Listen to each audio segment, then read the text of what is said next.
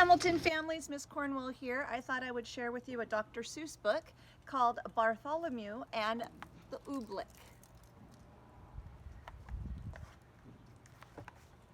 So I'm going to have some ideas for you at the end about making Oobleck and a spaceship. Instead of Bartholomew, I'm going to call him Bart, so you know that. They still talk about in the kingdom of Did as the year of the king got angry with the sky. And they still talk about the page boy Bart Cummins. If it hadn't been for Bart Cummins, that king and that sky would have wrecked that little kingdom.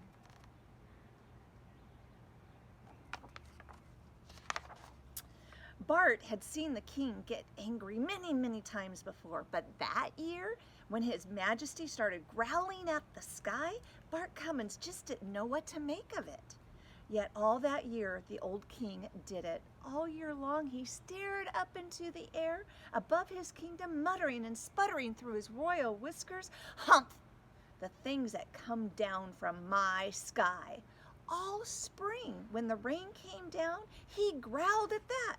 All summer, when the sunshine came out, he growled at that.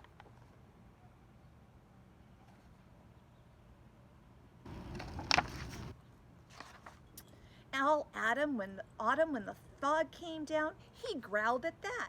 And that winter, when the snow came down, he started shouting, "This snow, this fog, this sunshine, this rain, bah, these four things that come down from my sky." But King Derwin, Bart tried to calm him, "You've always had these same four things come down." "That's just the trouble," bellowed the king. "Every year the same four things. I might get tired of the old things. I want something new to come down." "Something new to come down?" Bart gasped. "That's impossible, Your Majesty. You just can't have it." "Boy, you don't dare tell me what I can or cannot have. Remember, Bart, I am king." "I know, sire," said Bart. "You rule all the land, and you rule all the people. But even kings can't rule the sky."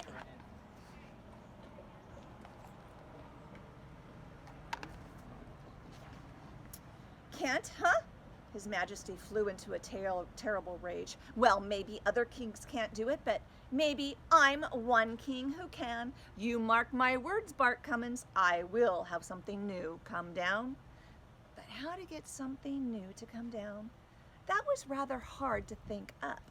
And for many days, the old king stomped around trying to figure out some way to do it.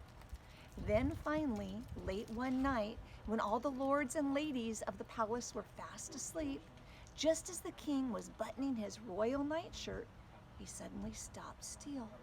A strange, wild light began to shine in his gray-green eyes. "Why, of course," he began laughing. "They can do it for me. Bart Cummins, blow my secret whistle. Quick, quick, call the royal magicians." "Your magicians, Your Majesty?" Bart shivered. "Oh, no, Majesty, don't call them." "Hold your tongue, Bart Cummins. Do as I command. Blow my secret whistle." "Yes, sire," Bart bowed. "But, Your Majesty, I still think you may be very sorry."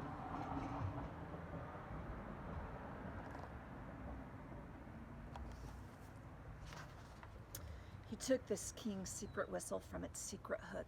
He blew a long, low blast down the king's back secret stairway, and a moment later he heard them coming up from their musty hole beneath the dungeon, up the empty midnight tunnel to the royal bedchamber tower came the magicians on their padded, scuffling feet. Up and right into the room they came chanting, "Shuffle, duffle, muscle, muff, vista, wista, mista, cuff. We are men of groans and howls, misket men who eat boiled owls. Tell us what you wish, O king, our magic can do anything." "I wish," spoke the king, "to have you make something fall from my skies that no other kingdom has ever had before." "What can you do? What will you make?"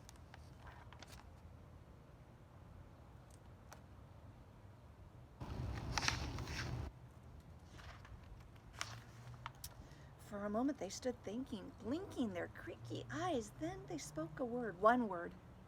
Oobleck. Oobleck? Asked the king. What will it look like? Won't look like rain, won't look like snow, won't look like fog. That's all we know. We'll just tell you, we can't tell you anymore. We've never made Oobleck before. They bowed and started toward the door. We go now to our secret cave, our mystic mountain Nicotave. There all day long we'll work for you and you'll have your Oobleck when we're through. They'll do something crazy, whispered Bart. Call them back, your majesty. Stop them. Stop them. Not for a ton of diamonds, chuckled the king. Why, I'll be the mightiest man that ever lived. Just think of it. Tomorrow, I'm going to have Oobleck. It took Bart a long time to get the excited king to sleep that night. But there was no sleep for Bart, the page boy. All night long he stood in the king's window, staring at the mystic mountain Nicotave. Somewhere up there, Bart knew the magicians were working their terrible magic.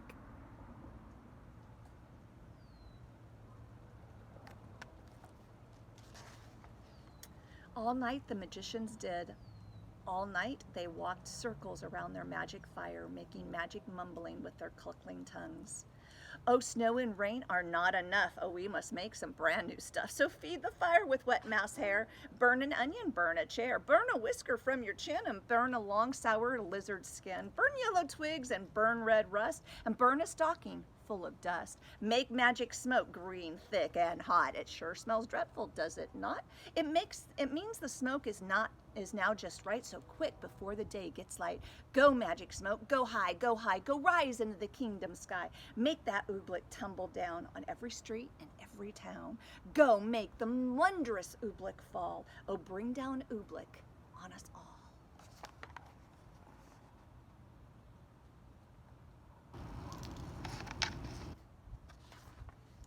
Dawn was just breaking and Bart was still standing, trembling, watching at the bedchamber window. But now as the sun rose, Bart smiled. Those silly magicians, they hadn't done a thing. Then suddenly Bart come and stopped smiling. Was he seeing things? No. There was something strange up there in the sky. At first it seemed like little greenish cloud, just a wisp of greenish steam. But now it was coming lower, closer, down toward the fields and farms and houses of the sleeping little kingdom. It was twirling around the topmost turrets of the palace. Tiny little greenish specks were shimmering in the night, in the air right over his head. Queer little greenish blobs, just about the size of grape seeds. He stretched out his hand. He started to catch one. Then he pulled his hand back. There was something frightening about those blobs. Bart slammed the window shut. Wake up, your majesty, he shouted. Your Oobleck, it's falling.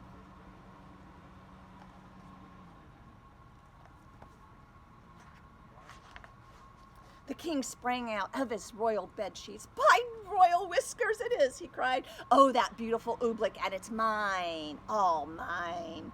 I don't like the looks of those globs, sire, said Bart. They're coming down as big as greenish peanuts. The bigger, the better, laughed the king. Oh, what a day. I'm going to make it a holiday. I want every man, woman, and child in my kingdom to go out and dance in my glorious Oobleck. Out in that stuff? Asked Bart. Do you really think it's safe, sire? Stop asking foolish questions, snapped the king. Boy, you run to my royal bell tower. Wake my royal bell ringer. Tell him to ring the great holiday bell. For a moment, Bart didn't move. Run, barked the king. Bart ran.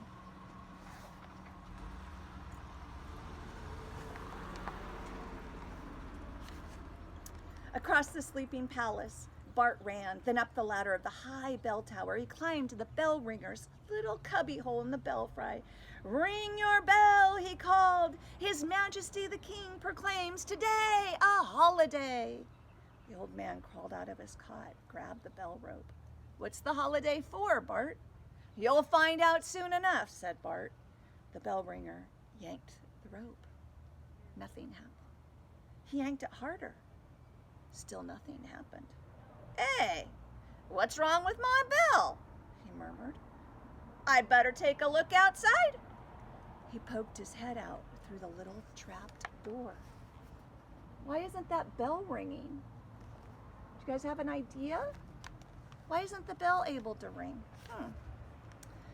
Merciful gracious, he gulped. What is that? All over my bell, little greenish molasses. Not only your bell, Bart cried. Look at the poor robin down there in that street. She's stuck in her nest. She can't move a wing. That Oobleck's gooey. It's gummy. It's like glue. Oh, the bell ringer wrung his hands. If that green stuff sticks up robins, it'll stick up people too. Someone's got to warn the people, cried Bart. Go, wake 'em up and warn 'em to stay inside their houses. I'll tell the royal trumpeter, he shouted. He turned and slid like lightning down the bell tower ladder.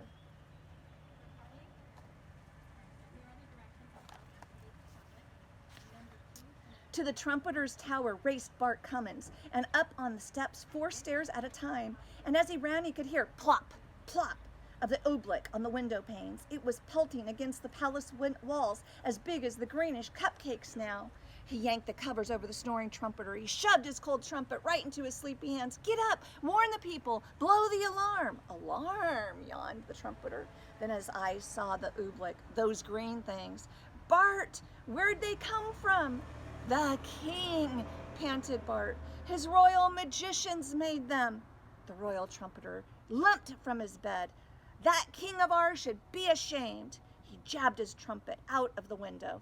I'll blow, he shouted, the loudest alarm that's ever been heard in the kingdom of Did.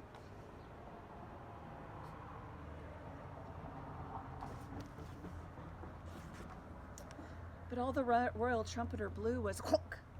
My horn, he gulped. One of those green things flew inside it. He tried to blow it out. He couldn't blow it out. He tried to shake it out. He couldn't shake it out. I'll get it somehow, he yelled. I'll pull it out. No, shouted Bart. Don't touch it. The trumpeter's hand was already in it. His fingers grabbed hold of the lump of oobleck.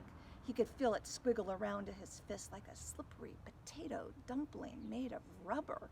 He pulled with all his might. The oobleck began to stretch. Then, blank! The oobleck snapped back into the trumpet. It yanked his arm back right up to the elbow. I can't wiggle a finger, the trumpeter wailed. Oh, Bart, what'll I do? I don't know. I hate to leave you stuck to your horn, but if you can't warn the people of the kingdom, I've got to find someone who can. Out of the room and down the stairs raced Bart Cummins.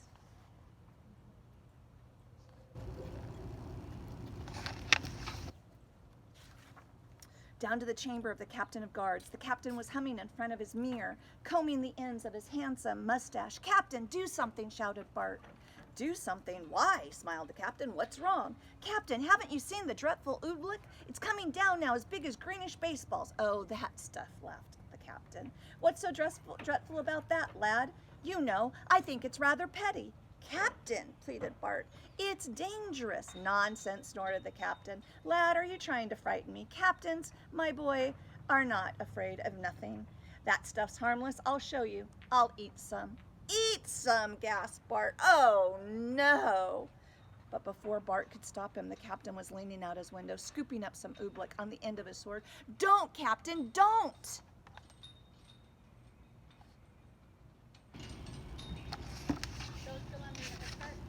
The captain did. By the time Bart dragged him back inside the room, his mouth was glued tight shut with oobleck. He tried to speak, no words came out. All the noble captain of the guards could do was blow a little of the greenish, sticky bubbles. Forgive me for leaving you, Captain, said Bart, but Captain full of bubbles is no help at all. Bart stretched the poor man out. He left him there on his chamber floor. Bart went tearing through the zigzag palace hallways. I'll get the king's horses. I'll ride through the country. I'll warn the people of the kingdom myself. He pushed open the door that led to the royal stables. Think Bart's going to be able to save the day?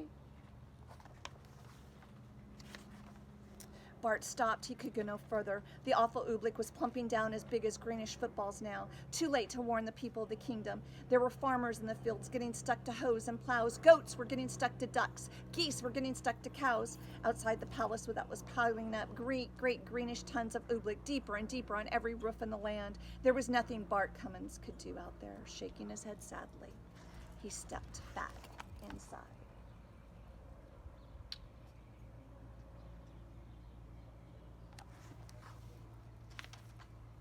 But inside, a moment later, it was just as bad as out. With an angry roar, the Oobleck was suddenly hitting the palace harder. It was bantering and spattering against the walls, as big as greenish buckets full of gooey asparagus soup. Like a sinking sailboat, the whole palace was springing leaks. The Oobleck was ripping the windows right off their hinges. It was dripping through the ceilings. It was rolling down the chimneys. It was coming in everywhere, even through the keyholes. From every bedroom in the palace came the howls of lords and ladies. Frightened in their nightgowns, they came jumping to their doors. Go to your beds, get under your blankets, Bart Cummins went crying through the halls. But nobody paid the slightest attention. Everyone in the palace started rushing madly about.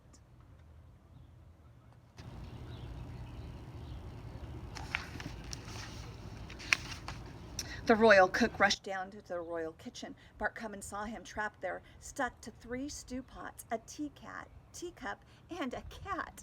The royal laundress rushed outside to save her laundry. Bart saw her stuck tight to the clothesline between 2 wooden stockings and the king's best Sunday blouse.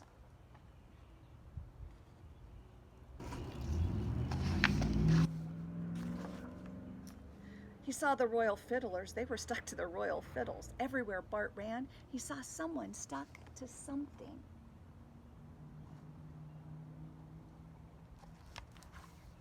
Oh boy.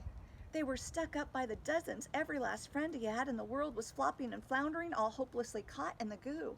Then suddenly he missed the hubbub. Bart gasped, "The king! Where is the king?" He had forgotten all about him. Where's the king? Oh no. Kingdom of Did has no king. He was in the throne room that Bart found him. There he sat, old King Derwin, proud and mighty ruler of the kingdom of Did, trembling, shaking, helpless as a baby. His royal crown was stuck to his royal head. The seat of his royal pants were stuck to his royal throne. Oobleck was dripping from his royal eyebrows. It was oozing in his royal ears. "Fetch my magicians, Bart," he commanded. Make them say some magic words. Make them stop the Oobleck falling." Bart shrugged his shoulders. "I can't fetch them, your majesty. Their cave of Mountain Neckdave is buried deep in Oobleck." "Then I must think of some magic words," groaned the king. "Oh, what are those words my magicians say? Shuffle, duffle, muscle, muff? That's all I can remember, and they don't do any good. The Oobleck keeps falling harder."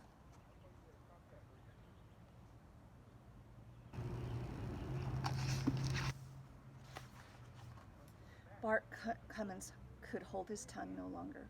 "And it's going to keep falling," he shouted, "until your whole great marble palace is tumbled down. So don't waste your time saying foolish magic words. You ought to be saying some plain, simple words." "Simple words? What do you mean, boy?" "I mean," said Bart, "this is all your fault. Now at least you can do is say the simple words, 'I'm sorry.'" No one ever talked to the king like this before. "What?" he bellowed. Me? Say I'm sorry? Kings never say I'm sorry. And I'm the mightiest king of them, of all the world." Bart looked at the king square in the eye. "You might be a mighty king," he said, "but you're sitting in Oobleck up to your chin, and so is everyone else in your land. And if you won't even say you're sorry, you're no sort of a king at all." Bart Cummins turned his back. He started for the throne room door. But then Bart heard a great deep sob. The old king was crying. "Come back, Bart Cummins. You're right. It is all my fault, and I am sorry. Oh, Bart, I am awfully, awfully sorry." And the moment the king spoke those words, something happened.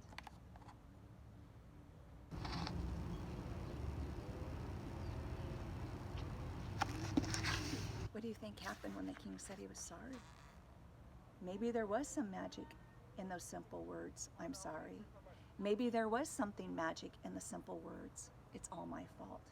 Maybe there was and maybe there wasn't, but they say that as soon as the old king spoke them and the sun began to shine and fight its way through the storm, they say that the falling Oobleck blobs grew smaller and smaller and smaller. They say that all the Oobleck that was stuck on all the people and all the animals of the kingdom of Did just simply, quietly melted away. And then they say Bart took the old king by the sleeve. Where's Bart gonna take him?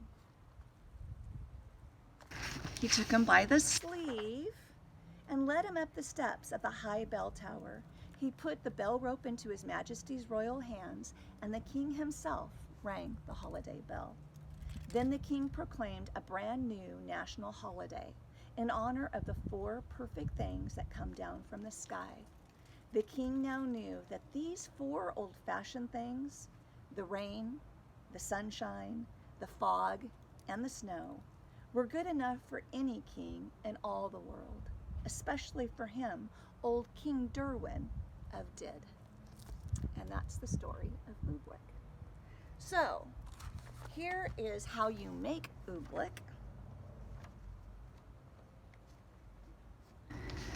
So I'm going to put this up here.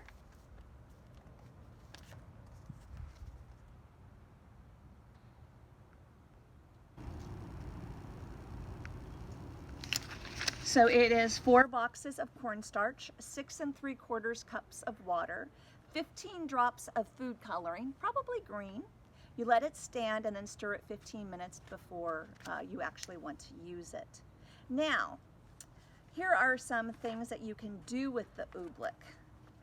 List the properties. Properties like, is it gas, is it a solid, is it a liquid? Or write about a story of Oobleck, like Bart did, or Dr. Seuss did with Bart and the King. Or design a spacecraft that's capable of landing safely on an ocean of Oobleck. You can explore the planet, taking off again with all the passengers on board. Use your imagination. So what are the properties? Make Oobleck, then figure out what are the properties, solid, liquid, gas, what's it taste like, feel like, smell like. Don't taste it. Don't eat it. How about that? Then you can write a story of your own about Oobleck. Make a spacecraft that lands on Oobleck. Go from there. Good luck with that. Have a great day, guys.